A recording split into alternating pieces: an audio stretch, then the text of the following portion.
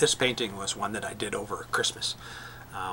We were on the beach in Cancun, and I drew this actually on the balcony a lot and in the shade, because I'm not really a lay down in the sun type person, but I used my iPad and I started to draw this, and I thought, you know, I'm going to try to draw something, and I'm going to take my time, and I'm going to try to capture the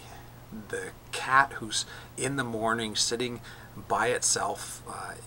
just sort of looking and watching what's going on, which I think cats do a lot of as they watch the world go by. And so that's what this image is all about. I found the picture of this cat that was wandering around in the dark, which I think cats do a lot of hunting at that time. But I also had this feeling that, you know, a cat laying down in the grass and having the breath come out of his mouth as he's sitting there, I thought would be kind of a neat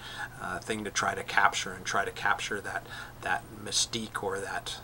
aloofness that cats have. I'm actually not much of a cat person. I just think that they have such strong personalities that they create a real neat feeling and a real neat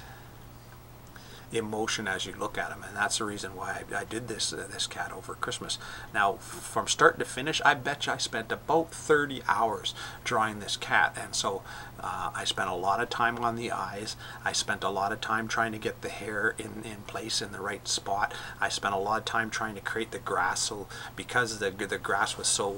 had to be in such details because it was right in front of the cat's face, and then I tried to make the breath coming out of his nose and out of his mouth without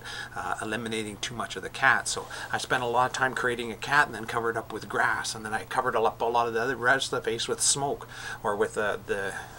breath as he's breathing in the cold morning. And I don't know if it's an image that I'm really super excited about and whether it's something I'm really proud of, but it was kind of an experimentation for me to try and achieve something that I had up here. And so I was using different elements and things that I've learned, and believe it or not, I actually sat down as I'm walking outside of our resort in Cancun and looked at some of the grass that they have there, and took a look at the way the thicker grass that you will find, and how it had the lines running down the middle, and one side was dark and one side was light. When you actually get into art and you get into drawing stuff, you'll look at things really weird, and try not to get captured laying on the ground